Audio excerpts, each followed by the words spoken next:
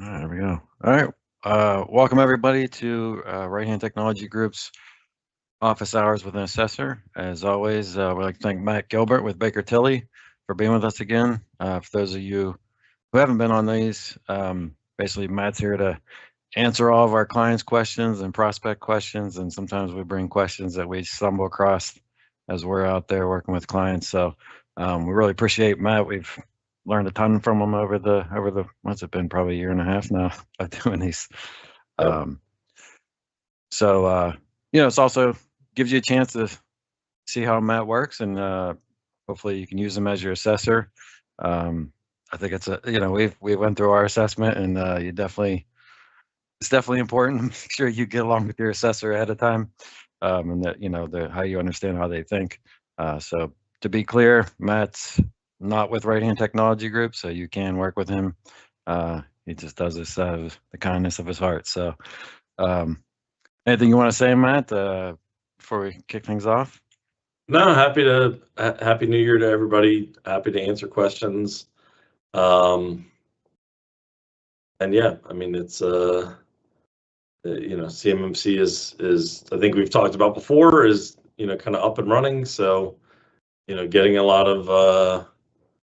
of folks trying to figure out how do they get caught up, or how do they get through some sticky issues. Actually had a conversation this morning with an organization that didn't have a very successful assessment, and was talking to them about how they might rectify some of the things that they got wrong and that kind of thing. So we're in the middle of the we're in the trenches, if you will, but happy to answer questions and like I said, just tell you how an assessor might think about it. I will, as kind of Jason was alluding to, I will say, not all assessors think alike, and one of the things we're seeing is there seems to be a little bit of variance in practice, but so it's very important to kind of understand how your assessor thinks about things, and make sure you pick somebody that's fair and reasonable to deal with. But yeah, happy to. I always enjoy the questions kind of come from all different angles. So happy to be in the hot seat and try to answer them. Yeah, and I know one thing we found out, and we went with a bigger organization, is the people we talked to in the beginning weren't the same people that we ultimately got the assessment with. So like running past and understanding their thinking didn't correlate for us to the actual assessors. So I don't know if you have any thoughts on that or recommendations that people should be aware of. I would tell you the how will I say it? The sales folks are compensated to be very agreeable and friendly, and if you're talking to sales folks, they're going to make it sound like everything's great, no big deal, and then the actual assessor is the person making the decisions. So I would certainly insist on meeting the assessor, like the actual assessor, not somebody that works at the company, but like the actual assessor that's going to be assigned to your assessment. And certainly, I think you were kind of alluding to, I would have a couple of, maybe you have a totally vanilla, nothing is questionable, everything's perfect. But if you're like most people, there's usually something that, you made an interpretation, or there's something a little bit weird, or there's a judgment call.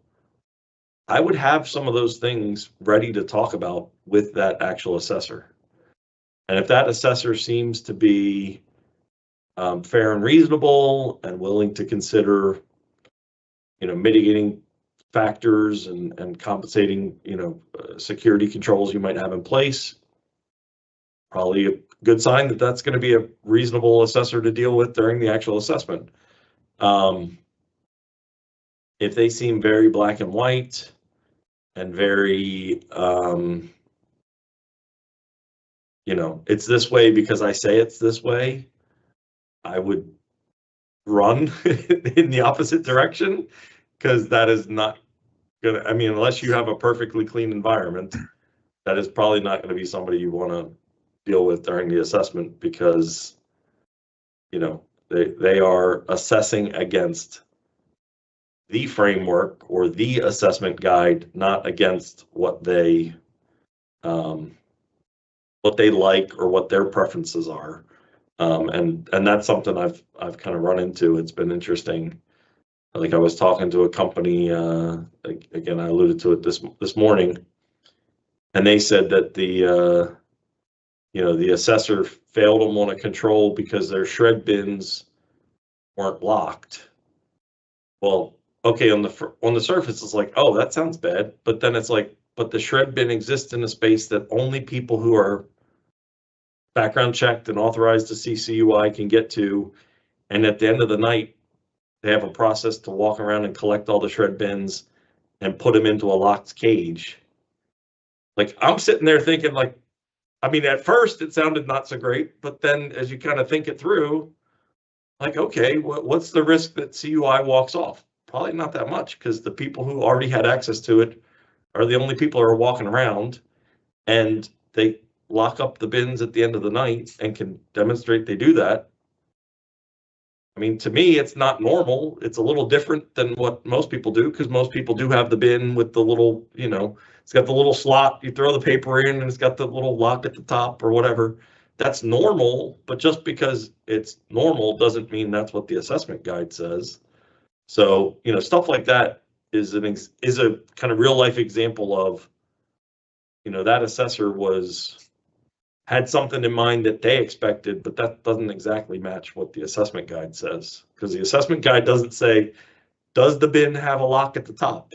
The assessment guide talks in a little bit more generalities than that, but that's what you got to evaluate to make sure that whatever assessor you go with is going to be reasonable to deal with. Yeah.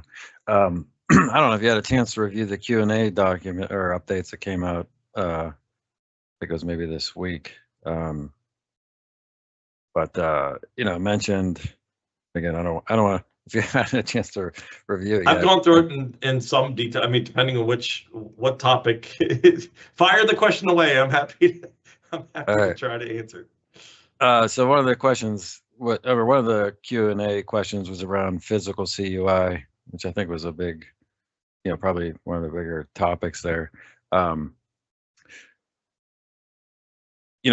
there's a lot of companies that aren't CMMC certified yet. So like, we're talking to a client that, they need to share CUI with their vendor to get pricing. They actually are certified. The vendor's not. It seems like this physical CUI might be a good way to go about sharing CUI. Is that your interpretation of that, or? Yeah, there's some confusion there, and I think some of it also attributes back to a webinar that was Army Corps of Engineers gave, where they were like, oh, well, paper doesn't apply. And it's like, well, I don't know if that's 100% accurate. What I would tell you is, if you take possession of CUI, you have an obligation to protect it. So if I am a prime and I have CUI and I want an organization to give me a quote, but that organization is not certified, not capable of protecting CUI, I should not be sending them CUI. So I shouldn't send it to them electronically. I shouldn't mail them a hard copy. They don't have the ability to protect it. They shouldn't possess it because they can't protect it. Now, the gray area is if you invite them to come into your office and look at the drawing or the thing and, based on looking at it, give you a quote for some, like, let's say they're performing a service. So like, they could show up to your location and do whatever the service is, and give you a quote. Or another example I've run across was like, You've got blueprints of the Pentagon, and you're asking the organization that sells cameras, you're asking them which cameras would work in which locations on the Pentagon. Well, the blueprints CUI, and they sell cameras that are, off the shelf cameras. But as part of selling those cameras, they're happy to, give you recommendations of this model would work best in this location, and that model would work better in that location, so on and so forth. If you invited them to your office to see the drawings and they answered those questions for you, etc., they've never taken possession of CUI. They have no obligation to protect it. You didn't give them a copy of CUI, so you're not in violation, and you're buying an OEM product or an off-the-shelf product from them. Like, that's all good to go. Where you get into like weird situations is like I said, if you're like, oh, I'm just going to print it. You had one organization say, I'm going to print the document. I'm going to remove the reference to the customer and the part number. And then that piece of paper isn't CUI. It's like, well, no, like that's not how this works. So you got to make sure you understand what the situation is. But if you're sending hard copy documents to people, I wouldn't be doing that unless they can handle that CUI. I mean, period. So I don't know. Was there more nuance to the question, Jason, or? No, that's pretty much it. I mean, the Q&A does say they got to be able to protect it based on I forget the number, the document number they mentioned to protect physical CUI. Yep. Which is obviously a lot less burdensome. Yeah, I was just kind of curious if you're, because. So I guess a little background is, we're working with a small client that is certified, and we're quickly finding out they already have all these scenarios that are already causing all kind of challenges to what they got certified. And we just started working with them after they got certified, so we didn't help them get certified and talk through these things. They kind of paid somebody to set up this, this environment, which I don't even think we're using yet. So now they're figuring out how to use it, and it's interesting, all these challenges that come up. Well, and you'd be surprised. Like, I had a organization I was working with, and they were more construction sort of company, and so they had the the typical trailer on the job site kind of thing, where they're building the facility or the installation for the Army Corps, and there's certain things you have to post on that job site. So they've got, a board on the side of the trailer that's, accessible by the public, where they're supposed to post certain things. And they got one of the documents back marked as CUI from the Army Corps. And they're like, well, this is supposed to go on the side of the trailer that's like publicly available. You marked it CUI. Like, how do what do you want me to do? Either improperly handle CUI, or do you want to remark this document? Because I shouldn't just be putting CUI on the side of a job site trailer that anybody could walk up to. So a lot of this is, people are still working through some of these things, right? Like, there's questions that come up. There's, the contractors are trying to understand what the right things to do are. The customer is trying to figure it out themselves. I mean, there's a lot of growing pains to this. But I always try to remind folks, like, to me, what's fairly simple to understand is if I hold CUI, I shouldn't share that CUI with somebody unless they can protect it. Otherwise, I'm not being a good steward of that CUI. If I just leave a hard copy for somebody to find, I'm not protecting it if I'm doing that. Yeah, I mean, it makes sense. When I saw that in the Q&A and I saw it over LinkedIn, it was like, well, this is going to create a lot of confusion. Yeah. Another question, working with some prospects and thinking about wireless. Some people are just like, well, we won't have wireless, and I can kind of see like once they get through certification, and especially a lot of these are like pretty high tech companies. I could see they might not be talking to the users when they're making these decisions to not have wireless. Would you consider that like a triggering event that you'd have to like if they added wireless later, if it's validated the appropriate stuff, would that be considered like a major change that would trigger a reassessment? Yeah, that's a tricky one. I feel like that topic of what constitutes the language I think that you're referring to is a significant change. Let me actually pull up. While you're doing that, I forgot to mention at the beginning, if you have questions, just raise your hand or submit them in the Q&A. You could speak directly to Matt. Guess I should have said that first. Yeah, no, that's being greedy. I just jumped straight into my questions. Just straight in. So right here, we've got in the scoping guide, it talks about self-assessments and certification assessments may be valid for a defined CMMC assessment scope as outlined, blah, blah, blah. A new assessment is required if there are significant architectural or boundary changes to the previous assessment scope. Examples include, but are not limited to, expansions of networks or mergers and acquisitions, operational changes within the scope, such as adding or subtracting resources within the existing assessment boundary that follow the existing SSP, do not require a new assessment, but rather may be covered by an annual affirmation to the continuing compliance within requirements.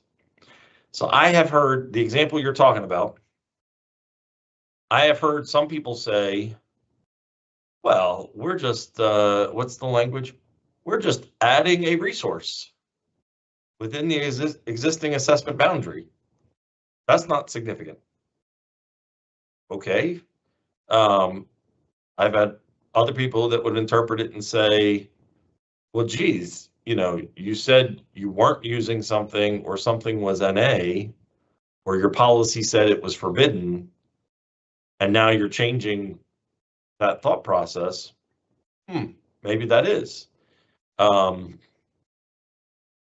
I struggle, even though they mentioned specifically examples include mergers and acquisitions. I had one company I was talking to, and they're like, we're doing an acquisition.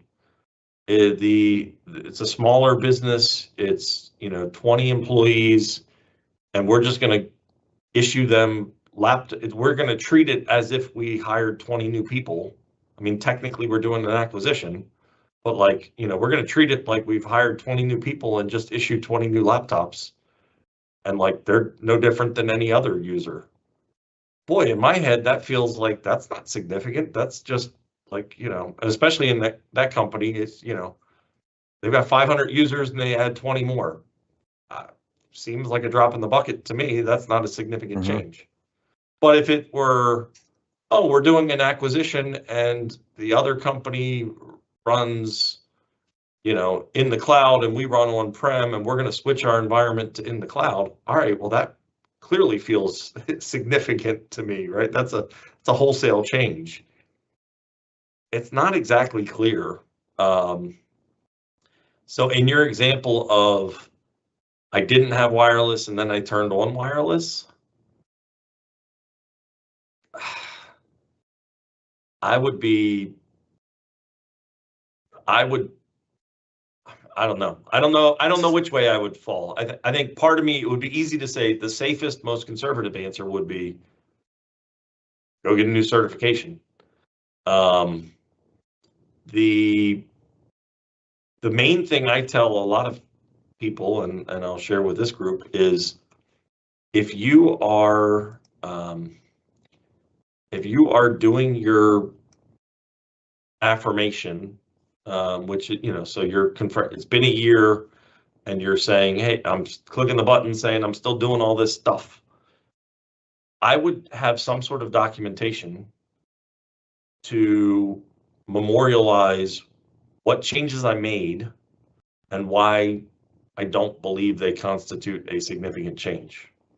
So then at least you could make an argument that, so if you decide, hey, turning on this Wi-Fi, I don't believe constitutes a significant change, you've got it documented, you write your ideas, for why you don't think that's a significant change,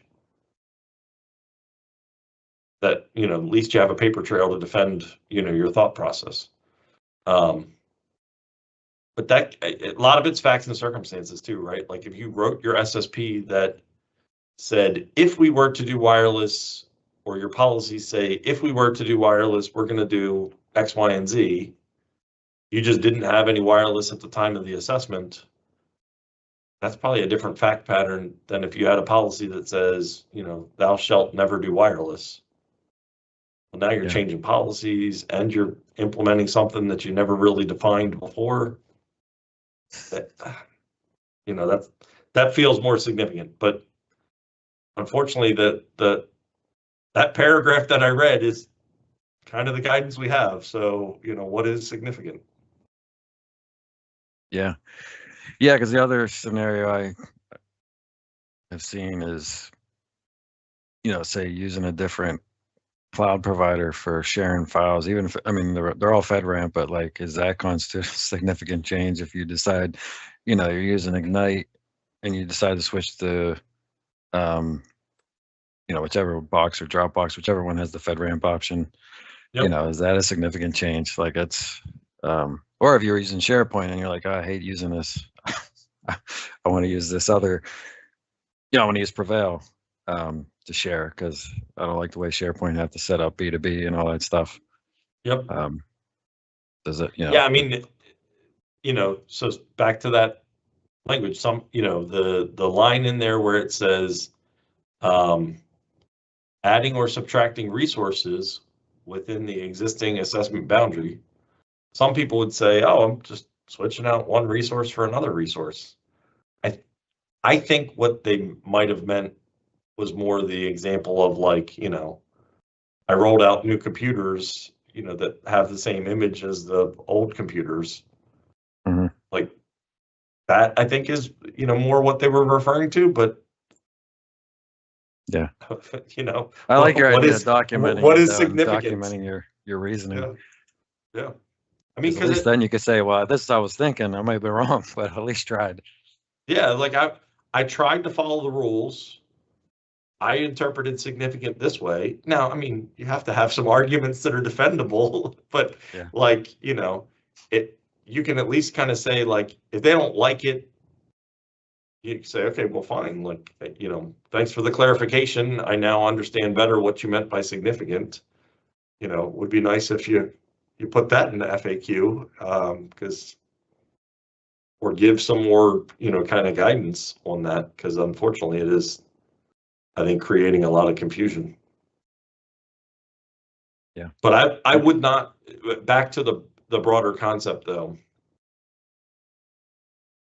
I would not design an environment that is unusable, because you're just going to end up with issues, right? So like, I'll use a different scenario than wireless. Worked with an organization, they wanted to build an enclave for handling, CUI and working on their DoD contracts. And I said, what about printing? And they're like, nope, it's going to be all virtual, never going to print. I said, okay, like, I really don't think that's going to be feasible, but like, okay, we'll see.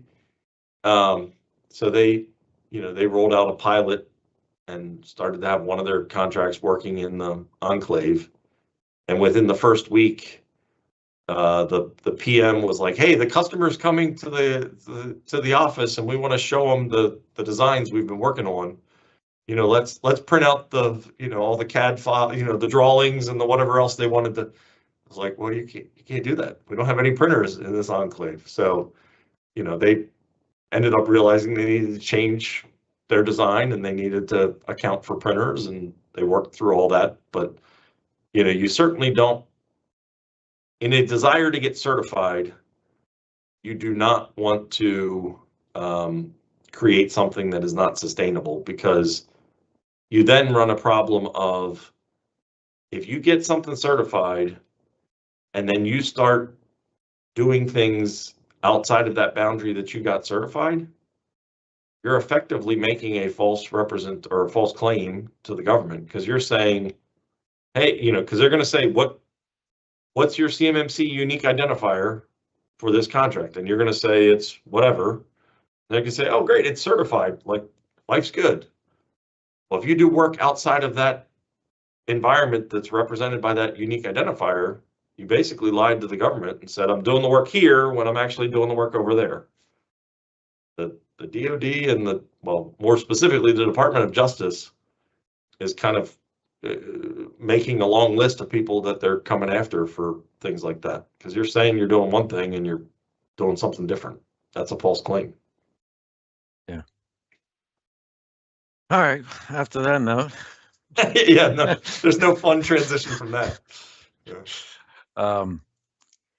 Yeah, one of the registrations for this webinar, they asked, how does this intersect with HIPAA compliance or high trust accreditation? I'm not sure if it does, but I figured I'd throw it out there. Yeah, so I don't know that I would say intersects 100%. It might run. I'm trying to remember the math term for when it like approaches the line but never exactly crosses it, kind of thing. It's like nearing it. There's a lot of similarities. HIPAA is based in part on some of the NIST guidance, and there's NIST controls that apply to protecting information. And a lot of those same NIST controls are also, in 800-171, and so there's a lot of like common ground. High Trust, in fact, has built, famously, what High Trust has attempted to do is take a whole bunch of these different compliance models and build them all into one cohesive framework that if you get certified for that, you cover all these other things. So High Trust would tell you that their model, if you're employing their model and clicked whatever options or whatever, it's going to include CMMC requirements. Now, can you hand off a High Trust certification in place of a CMMC certification? No. So it's like there's a lot of common ground, there's a lot of similarities, but it's not a like one for one, like I'll swap one out for the other kind of thing. So a lot of common content. All right. I don't know if we have any. Okay, no, I don't see any hands up or any Q&A. I know one of the things that there's only been a couple. We went through certification ourselves. We have one other client that's certified, that went through certification recently, which we started working with after because they didn't like their IT company. Our SSP versus their SSP was pretty, where ours was very detailed. I guess, what would you say is the minimum that people should be putting in, the various entries? I mean, we broke ours down to, every single AO. I mean, it was like very detailed. Then we get a copy of theirs. We're trying to learn their environment. We're like, this is like, is this the same thing? Yeah. Yeah. Yeah. So I would say one of the things I'm seeing is there is a wide discrepancy in how some of these assessments are going down. Some assessors are very specific and some are very general.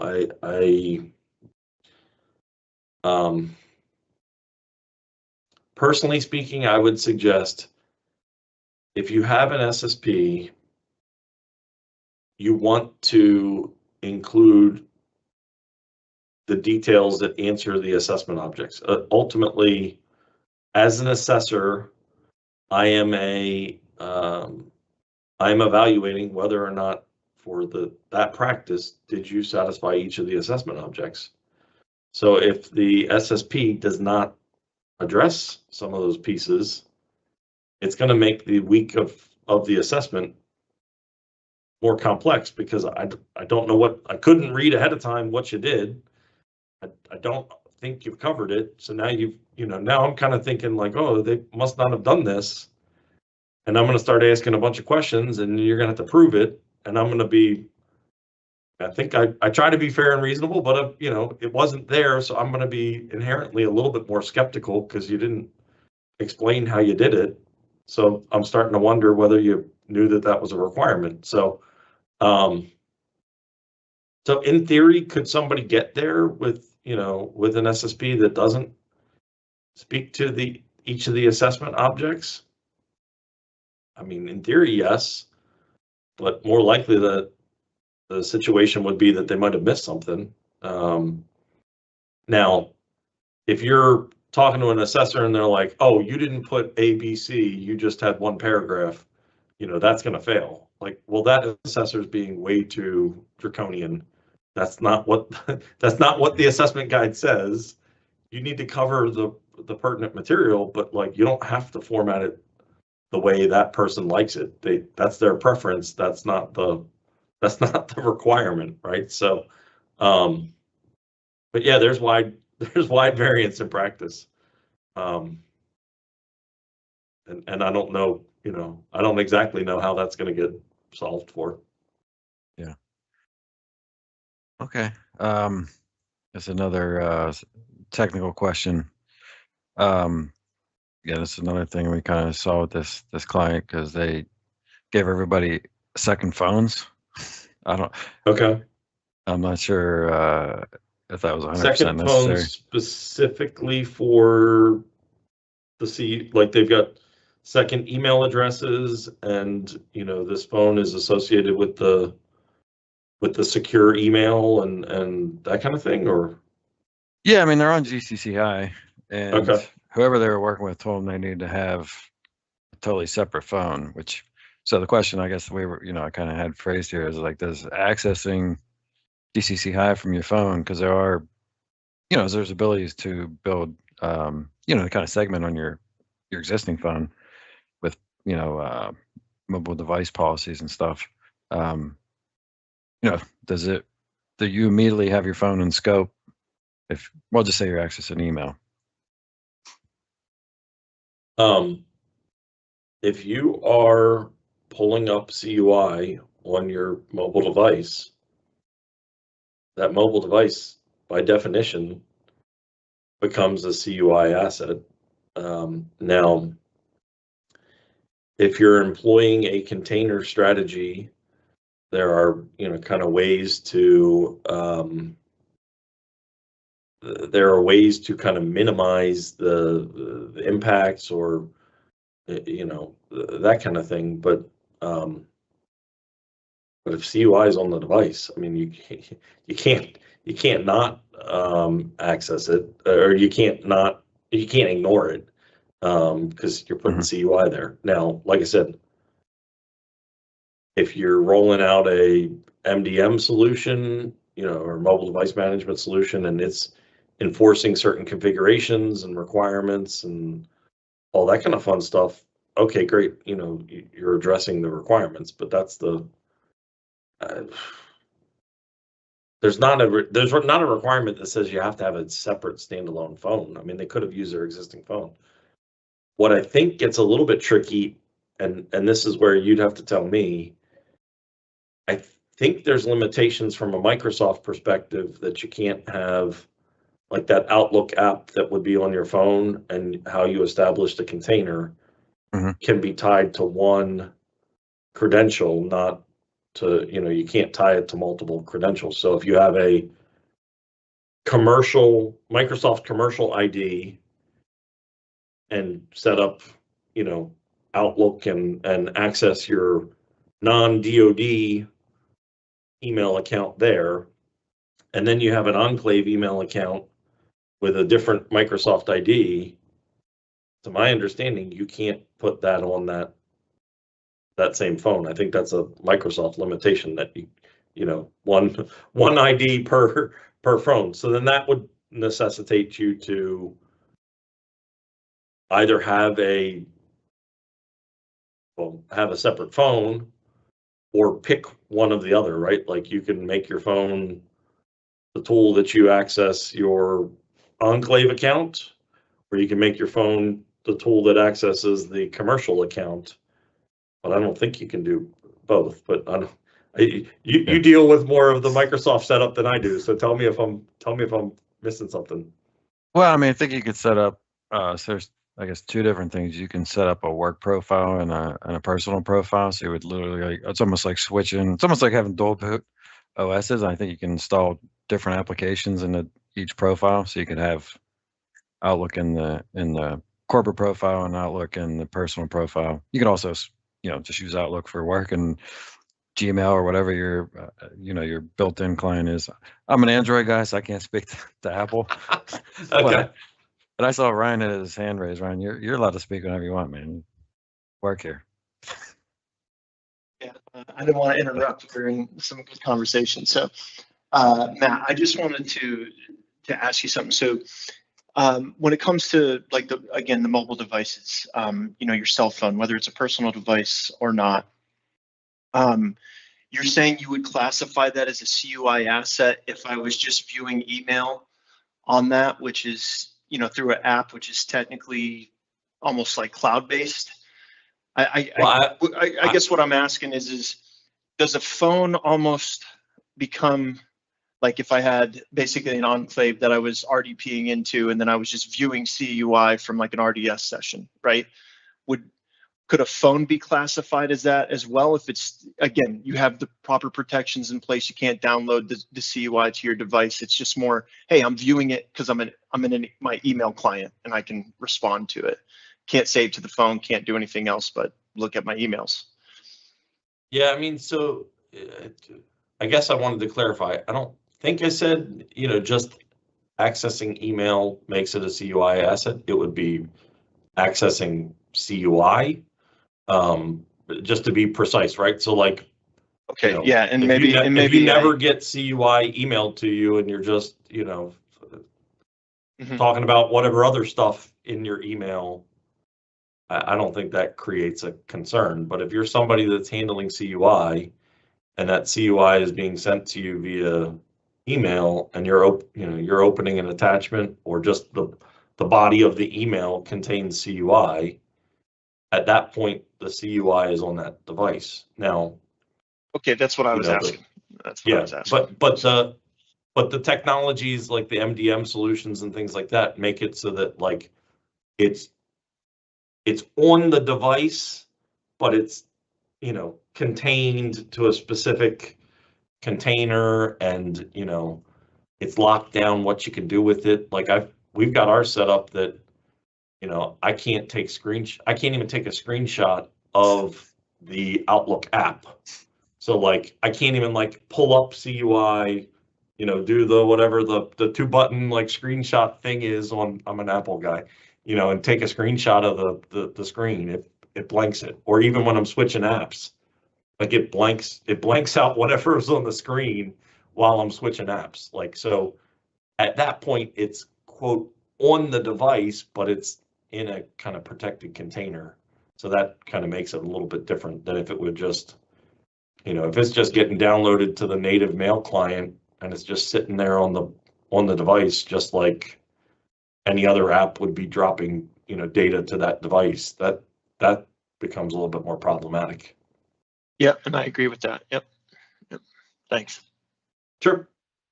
Yeah, we turned all that. We don't even get CUI, and we turn on those features for our audit. And now I'm like trying to share a LinkedIn article with Ryan and Colby yesterday, and it blocked. You're not allowed to do that. It's like I was trying to send a screenshot of my calendar to my assistant to like help fix, I had like double booked something, and I was like, I can't even send the darn screenshot. Like I gotta go, log into my computer to like take a quick screenshot and say, can you fix this meeting? So yeah, security. I mean, that's the age-old joke, right? Like security, you could make something so secure that nobody can do anything. So the bad guys can't access the data, but neither can the good guys, but there has to be a balancing act of, what's the convenience and ability to get things done with making it secure, and hopefully you find the right balance between the two. Yeah. Unfortunately, there's the other problem of you try to lock down security so much they just bypass it all and defeat the whole thing. We were talking this morning with an organization who's trying to build an enclave, and I said, well, if you do this, the researchers are just going to forward those emails to their personal accounts and do it over there. So like, in your attempt to make it more secure, you just made it way less secure, because human nature is, they just want to get the job done. So it is a balancing act for sure. Okay. I'm kind of running out of questions here. We might actually end this one early. I don't know, Brian or Colby, if you had anything else from clients or. The other thing I had left is just kind of, I think someone was asking us the other day, and I was trying to remember from our audit, but like, what would you say the percentages of show versus tell during a typical audit? Felt like all we were doing was talking, but I know we did show stuff too. That's a good question. I don't know that I've got a quantified number.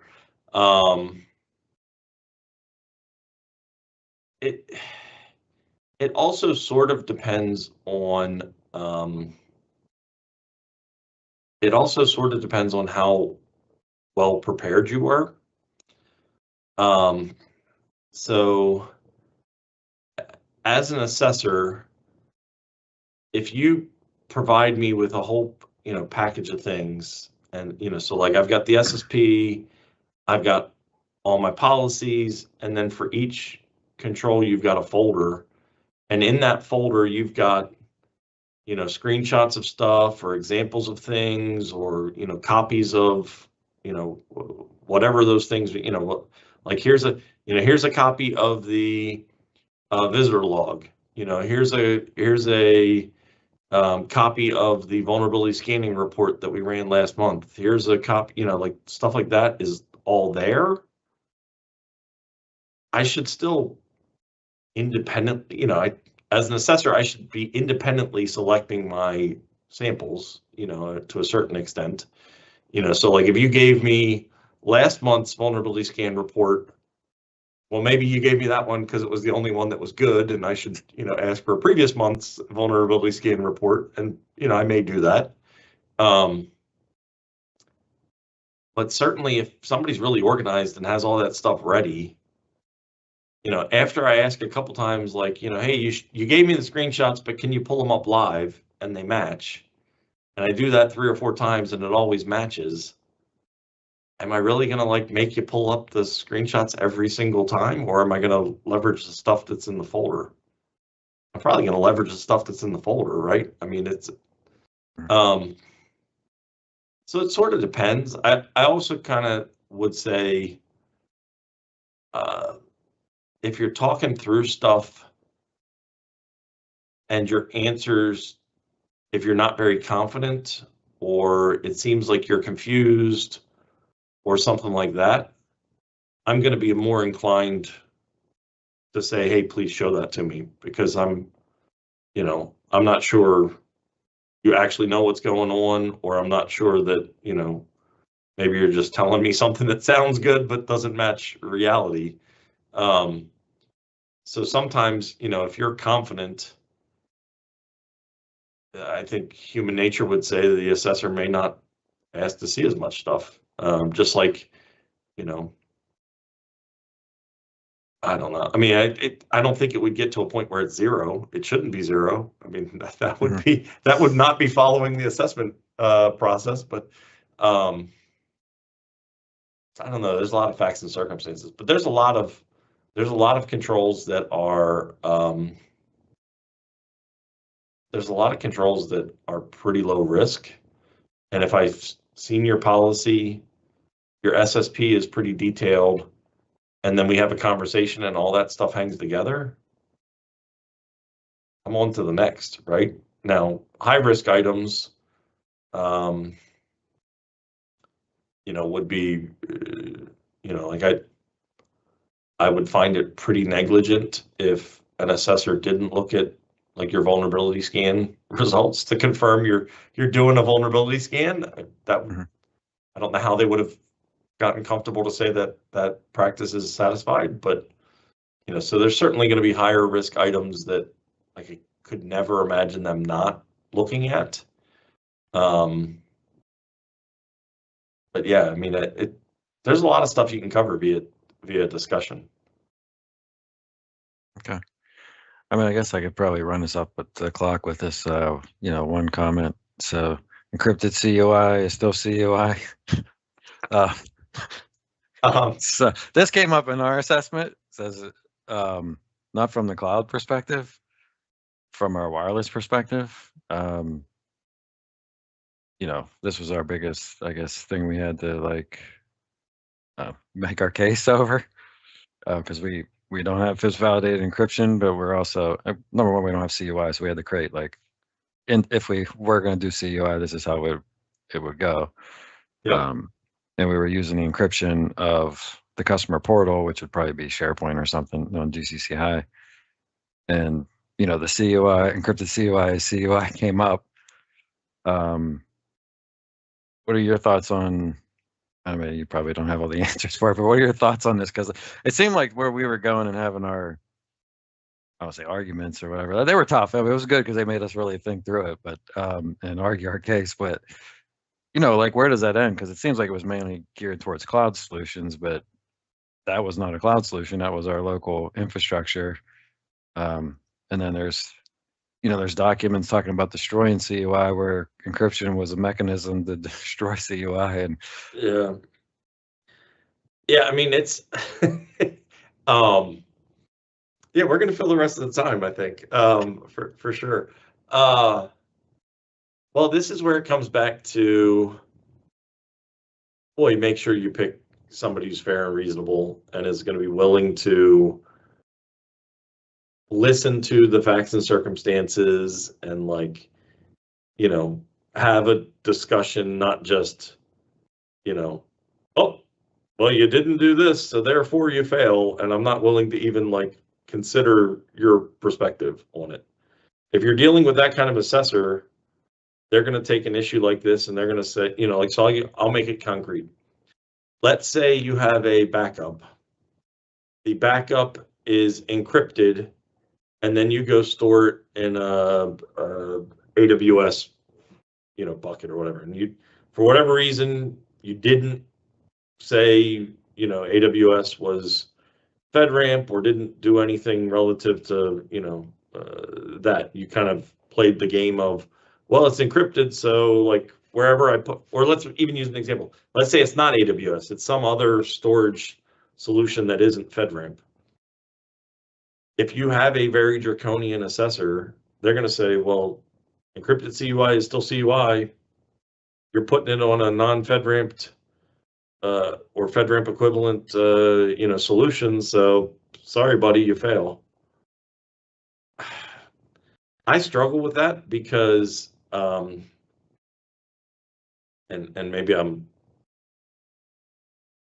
maybe I should say that these are kind of my views, and not that of my firm or anything broader than that. But I mean, to me, we're using FIPS validated encryption for wireless and saying, hey, everything's good, because it's FIPS wire,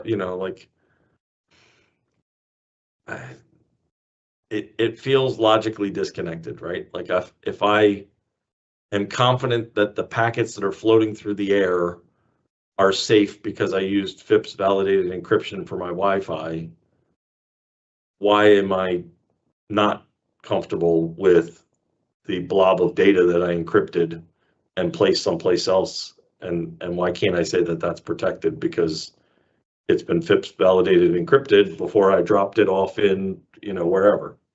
Mm-hmm. I think it's going to be facts and circumstances dependent. Your situation was probably definitely different than a normal one.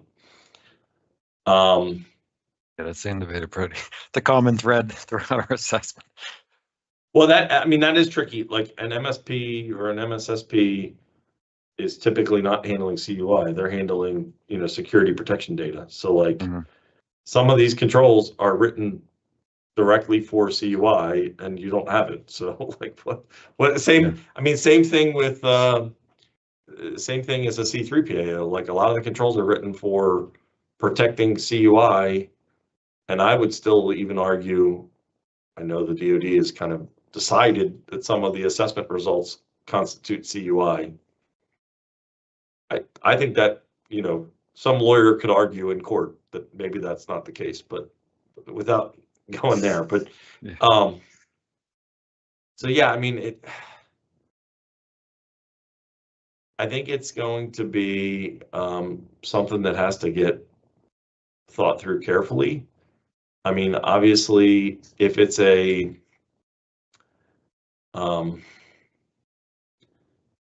if it's a situation where you can quickly change, like, all right, fine, I'll stop sending my backup to unknown cloud solution and I'll go drop it in, Azure or AWS or somebody that's got FedRAMP. I mean, that might be a fairly trivial change. I would suggest go make that change so we just don't even have to argue about that thing. If it's a more significant situation, then it would be way harder to make that change. I think you ask that question when you're vetting which assessor you want to work with. And if none of the assessors get there and are comfortable with it, well, then maybe you have to go do that hard thing. But I mean, I wouldn't leave that to, Thursday afternoon, surprise, we didn't tell you that, we've got this, encrypted CUI that isn't, we're treating it like it's not CUI. Like I would get that conversation started really early, just for everybody's benefit. And make sure you talk to the actual assessor, not the sales guy who's going to say, "Oh yeah, we're good with that." Like, no worries, everything's fine. Yeah, because the actual assessor, you'll start to understand.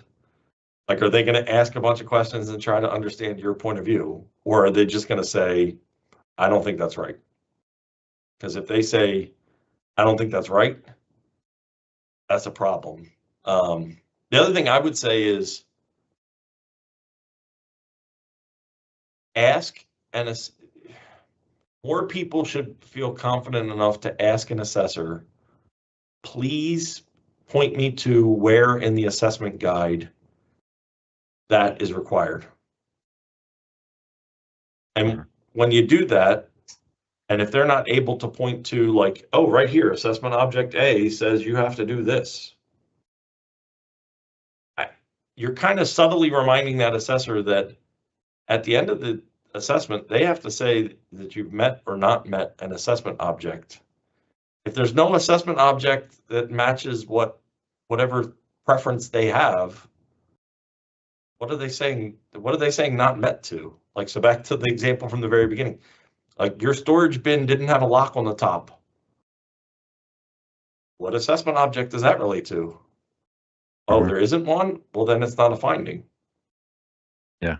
We had to do that multiple times. And I don't want to say, I mean, our assessors, in the end, they were tough, but they were fair. I mean, it's not like I'm saying they were good. We had to, like I said, I felt like we went through a war when we were done. I just feel like, it's like, man. Yeah, I mean, if an assessor is, again, it's all within, everything in life is kind of a balancing act. But like, if you're doing that for every single control, like, that's a problem. Yeah. But if you're challenging me every now and again saying, hey, Matt, where did that, like, why are you asking that question? What assessment object is that tied to? I'm not going to be offended. I'm going to, we're two reasonable professionals trying to get to what is the right answer based on this framework. Yeah.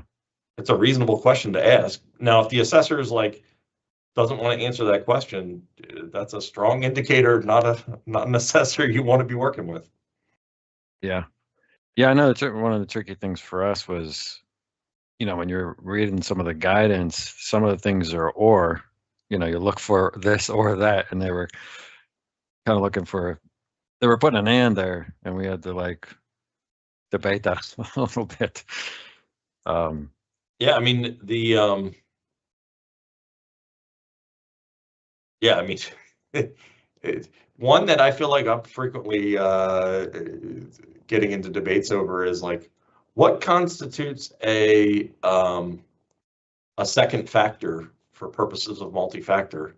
And like, a lot of people interpret that very differently.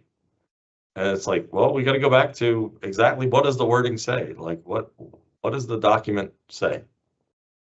It matches what you're saying. Okay, I guess that does constitute a factor. Or if it doesn't match what they're saying, it's like, I mean, sounds nice, but that's not a second factor. Yeah. Yeah, well, so that's the one thing I think.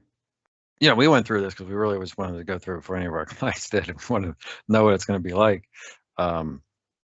Is like you really have to know you have to know your technology inside and out, and you have to be able to like, again, you're going to have to be able to make the case, and you're not going to be able to just like, you're not going to be able to ask the assessor for help, to help help you come to the answer. You're going to have to be able to, explain to that's them why right. I warn a lot of people is like, you really should make sure you can provide evidence for every single assessment object. If you can do that, you're going to be okay during the assessment.